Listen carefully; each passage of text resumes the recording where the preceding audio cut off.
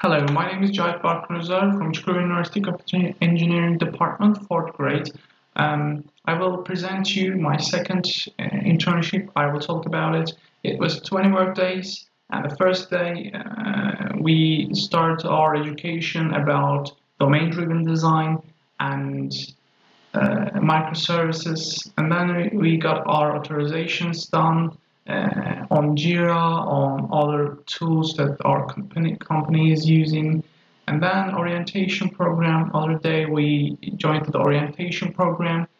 We learned about our worker rights, the office capabilities, etc. Then brainstorming about the project. They want us to do a project to learn the technology we are using, such a framework, and getting used to the stages of developing a professional software, and then education about the Flutter framework. We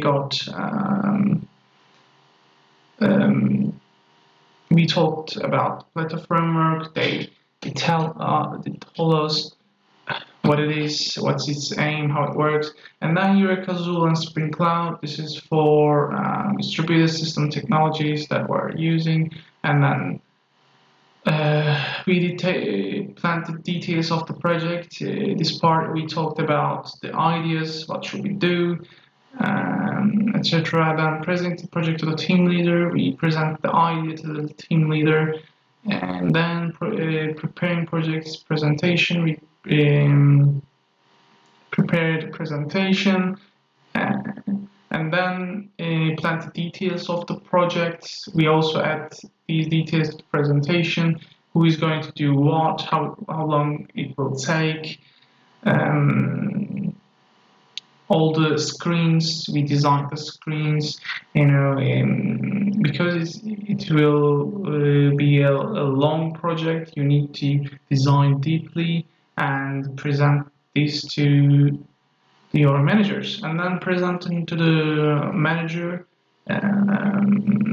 And we went with the database design of the project, the code first approach, and then we discussed the project plan with a senior engineer. We are aiming to do this amount of work on these times, on that, and he said, like, this takes more time, this takes less time. We talked about this and changed the plans, and talked about the technology as well. Starting the project, we started code entity layer, finished the entity layer, and started service layer, called service layer, calling controller layer, and then we had some mapping problems. We resolved them, and we had some config-related problems. We solved them, and we could get connected to the server. And then we started the front-end design. We learned front-end, and my internship finished there, but I keep working in this cooperation, and the project is going good. It's been 2 more months. Let me give you more detail about what we do. I learned a target. This is about Java syntax, annotation-related configurations, then the retention policy, how these classes will remain, is it retrieved at runtime, etc. And then at constraint, this is also for beam validation at constraints. These are about config-related annotations that we had to use. Let's keep going.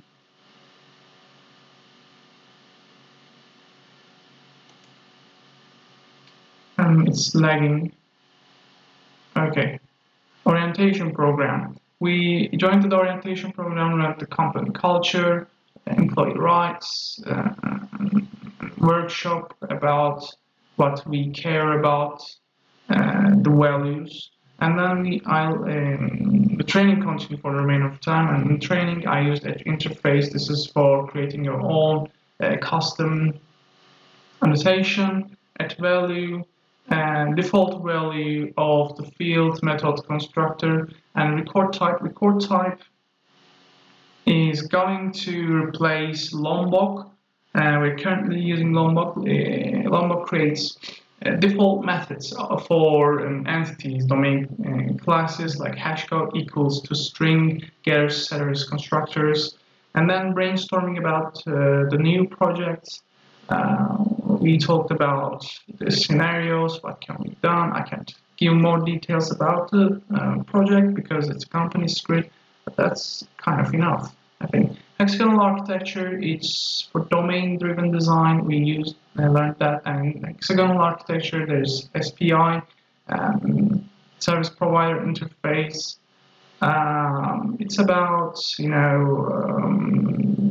creating interfaces of the layers and sharing them.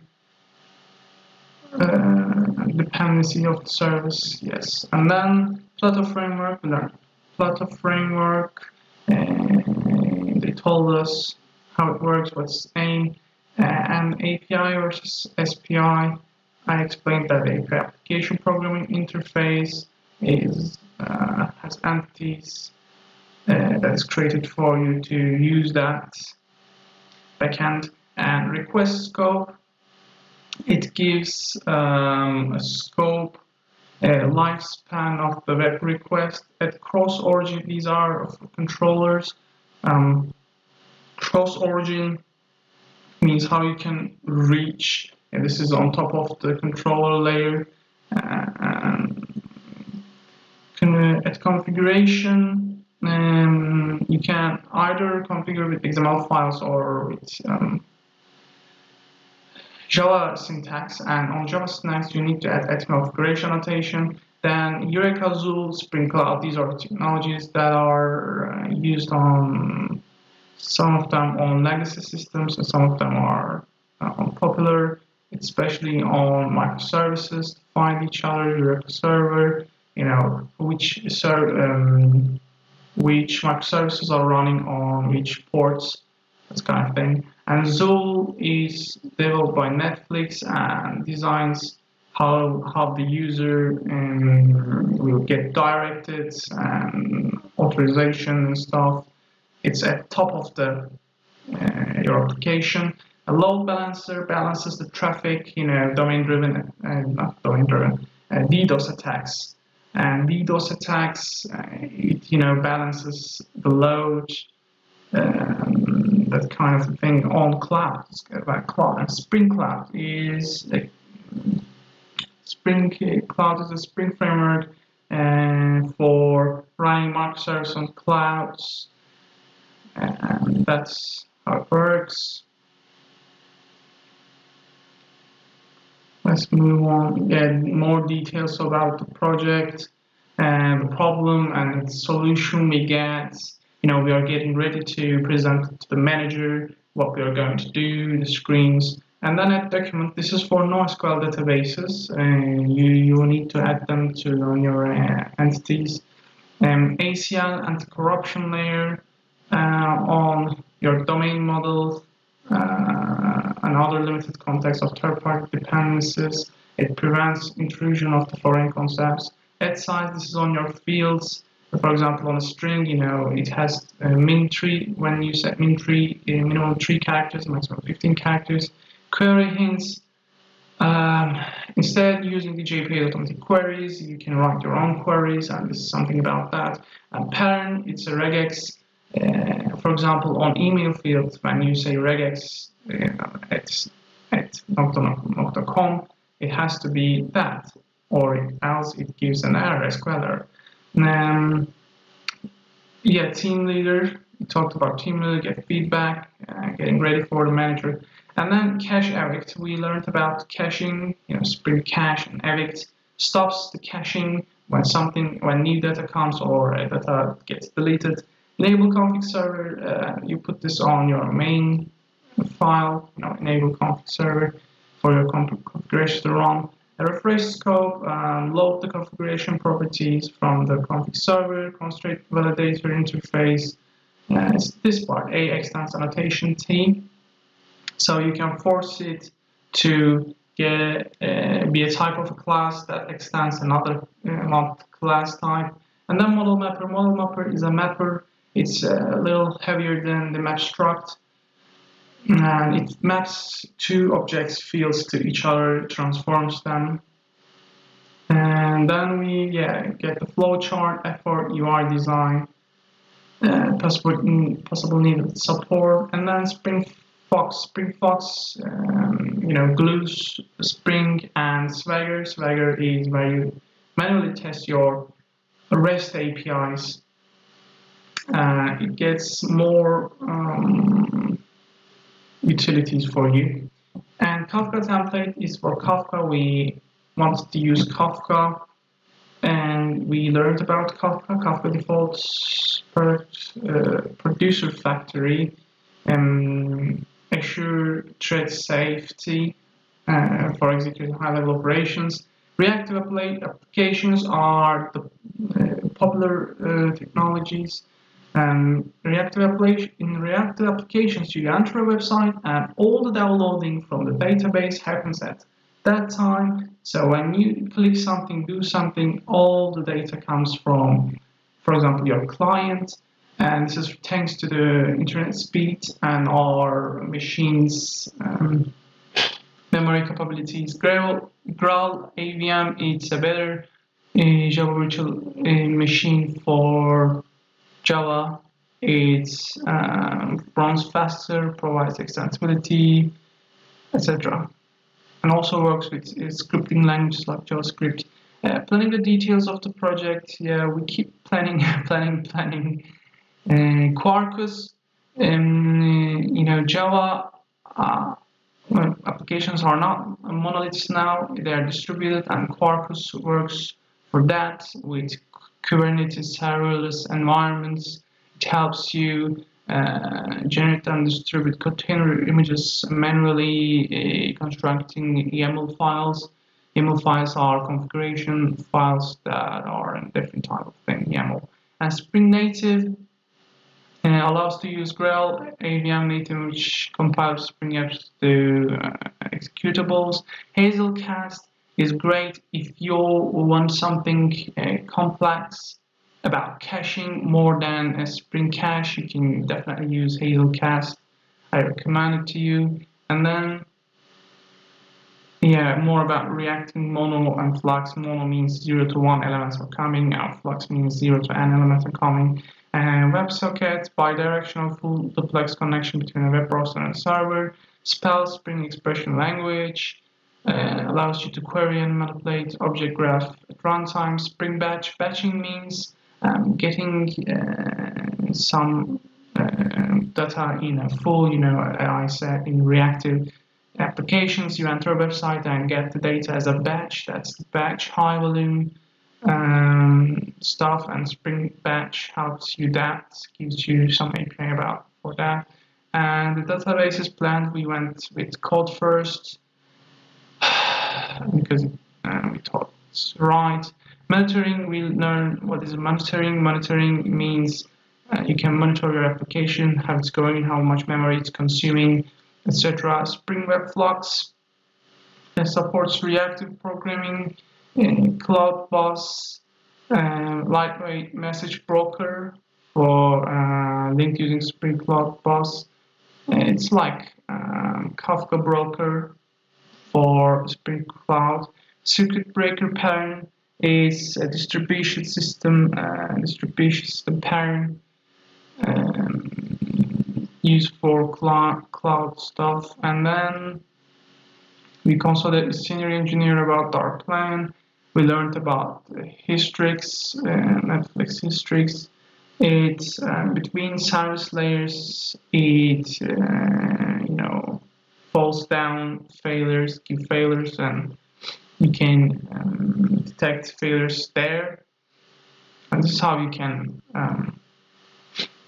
set it and schedule. Scheduling means given for example, a cron expression. Repeat every single day, run this command. You can think it like that, and that is scheduling. This is Spring set schedule annotation. It's useful. We git clone the project. Yeah, entity design began, and because we were using Hibernates, we had an endless loop problem, and we solved that with, fetching lazy, but fetching lazy also creates n+1 problem for Hibernate, so we went with subclass approach, but it also has a disadvantage of if you are running a complex query, it doubles the amount, it doubles the query, and it doubles the runtime. But it was the nice fix for you, so we went with it. You can also go with batch size. Batch size, you need to give detail, you need to change it manually. For example, if you have 100 values in the database, you need to go say 10 batch size. If it has 1,000, you need to make 100. You need to update it. That's a disadvantage. dbeaver is a database administration SQL client for software programs. Hotfix means a quick fix.